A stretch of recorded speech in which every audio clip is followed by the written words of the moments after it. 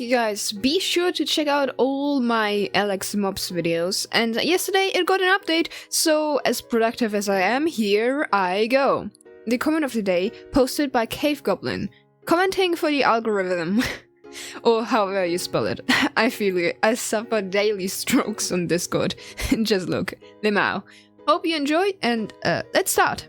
Cachelot whales are neutral creatures spawning in lukewarm oceans. They use sound to echolate their prey, mostly squids, proceeding then to charge, opening his mouth to squish its victim. During this process, there's a chance it can lose one of its teeth. As well, there's a rare chance you can encounter a wild whale. During thunderstorms, these creatures can be stranded on beaches. If you're able to rescue them without dealing damage, it will reward you with ambergris, used as fuel or crafted into an echolocator. Use it to let it show you the direction of a cave. Combine it with 4 ender pearls to craft a new compass that indicates if the end portal is near. The Leafcutter Ant will spawn in jungles. One can see its ant hill with some ants gathering leaves around it. These are the workers. The queen only comes out if somebody walks on the hill. For every 5 leaves, there's a chance a new ant is born if the hill doesn't have over 10 ants already. In these hills, you will find a fungi called Gongilidia. The only item ants can farm and eat. How to obtain it is by interacting with a chamber block. These will be destroyed if under direct sunlight, by the way. As well, place down a shroom light or the ants will murder you.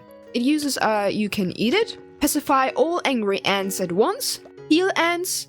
If a chamber block is broken, there's a chance it will drop a larvae, allowing you to create a new colony. In the end, you will find a hazardous new biochemical automaton, the Enderiophage. It uses its DNA to infect victims with the Ender flu. After only 10 minutes, you will receive a ton of damage depending on the multiplier. Cure yourself with milk or by eating a chorus fruit. This is as well the way to cure infected entities. After attacking, they have to regain their eye by sucking on Enderman. If successfully killed, it will drop the block called Capsid, which can store up to 64 items. As well, if another storage block or a capsid is placed above it, the items will be transported upward. If an Eye of Ender is transported with a vertical end rod, a new Enderiophage is born. This block is used to craft the Enderiophage rocket, can be used to boost your elytra. The bald eagle spawns in mountains and loves to kill salmon and rabbits. As they are addicted to fish, fish oil can be used to tame them. Tell it to sit, wander or follow, or try out falconry. Firstly, craft the falconry glove. In main or offhand, it can pick up eagles. Left click to throw it off. If you do this while targeting a mob, it will try to attack it and then return. To get more control over your eagle, craft a falconry hood. Equip it on your eagle, and you will be able to guide your eagle as if you would be it. Reminds me of an assassin game, I don't know which one though.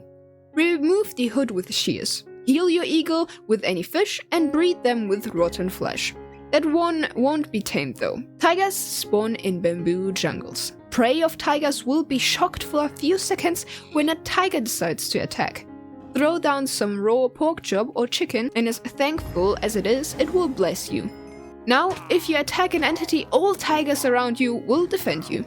This only works for a few minutes, so don't forget to feed them again or they will make steak out of you. Breed them with acacia blossoms. There's a chance you even get an albino tiger, but that's really rare. Within desert biomes, one can find Tarantula Hawks.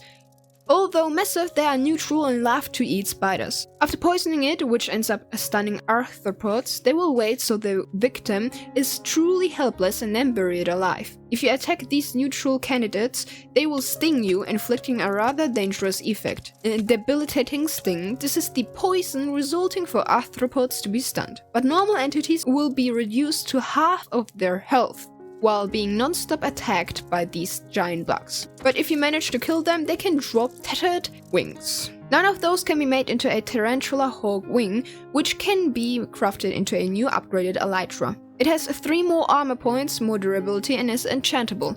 And you can make a banner pattern out of tattered wings, by the way. One can tame these beasts with spider eyes and tell it to sit, wander or follow. They will defend you and are really useful for attacking arthropods. Tamed hawks can be bred with fermented spider eyes.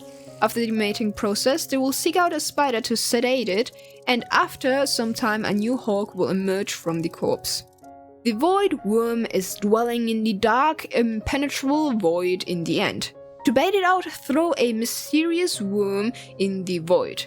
Mate by placing a mosquito larvae into a capsid.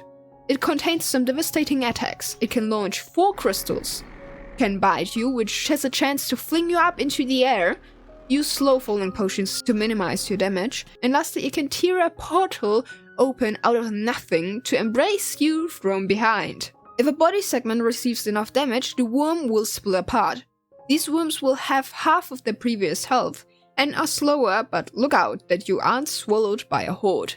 It drops eyes and mandibles. Last item can be crafted into jaws that if a redstone signal is applied, it will give them a foot job. With 2 netherite ingots, an eye, and 2 mandibles, you can create the dimensional carver.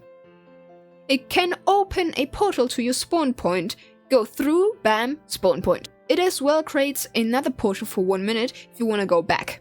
It only has 20 uses though, so don't overuse it. Frilled sharks spawn in deep oceans and love to eat squids or blobfish, using their reflective teeth. Occasionally, they can shed a tooth when attacking squids. This can be used for a shield of the deep.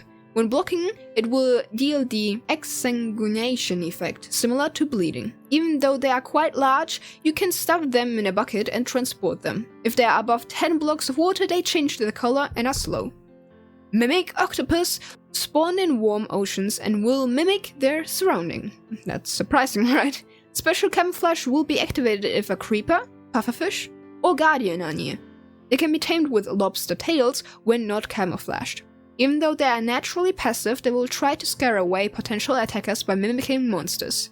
You can tell it to sit, follow, or wander, and it can even follow you on land. So your pet doesn't die, give it a slime ball so it doesn't dry out, and know that octopus. Repeat it every few days. With an ink sac, you can determine if it should be able to change its camouflage. Use prismarine shards for it to remember the guardian form.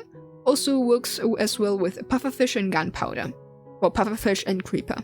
If it eats mimicry, it will learn to even use abilities such as beams or poison spikes. They can be tactical fished and bred with tropical fish. But look out for sharks and shrimps, as they will eat those.